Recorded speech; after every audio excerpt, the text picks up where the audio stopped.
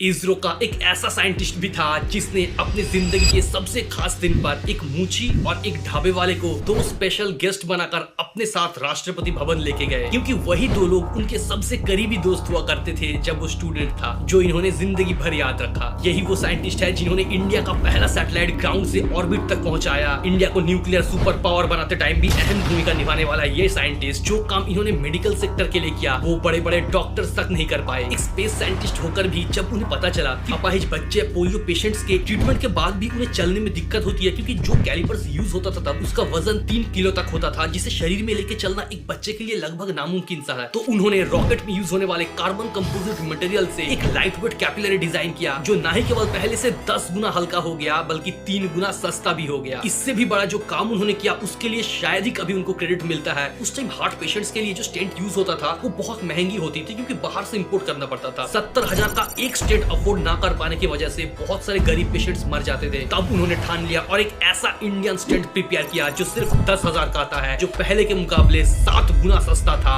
जिसके बदौलत आज लाखों भारतीयों का जान बच सकी है और आगे भी करोड़ों लोगों की जान बचती रहेगी। लेकिन इस महान इंसान का एक दूसरा रूप भी है। जिस अग्नि मिसाइल के डर से पाकिस्तानी आर्मी जनरल्स चैन की नींद नहीं सो पाते, उसी सेल्फ गाइडेड अग्नि का पहला टेस्ट इन्हीं के लीडरशिप में सक्सेसफुल हुआ था। उनकी उम्र चाहे कितनी भी हो, थिंकिंग हमेशा 50 साल आगे की थी। उन्होंने गवर्नमेंट फाइल्स पर ई ट्रैकिंग का सिस्टम लगवाया और डिजिटल ट्रैकिंग, ई गवर्नेंस और ई पार्लियामेंट का कंसेप्ट इंट्रोड्यूस किया, वरना ऐसे ही एक 72 साल के इंसान को यूथ आइकन का अवार्ड नहीं मिलता। और इस देशवासियों ने भी उन्हें बेशुमार मोहब्बत किया। जहां गए उन्होंने वहां लोगों का मन जीत लिया, इलेक्शन में उतरे तो वहां विक्ट्री, वरना मुसलमान घर में पैदा हुआ एक बच्चे का बेस्ट फ्रेंड रामेश्वरम मंदिर के पुजारी का बेटा। ये कहानी है पीपल्स प्रेसिडेंट कहलाने वाले भारत का missile man doctor APJ Abdul Kalam की। And this is why I am proud Indian. हमारी इस जर्नी को सपोर्ट करने के लिए आप हमारा मेंबरशिप ज्वाइन कर सकते हो, लिंक पिन कमेंट में है। और उनकी पूरी स्टोरी जानने के लिए इस किताब को पढ़ना। जय हिंद, जय भारत।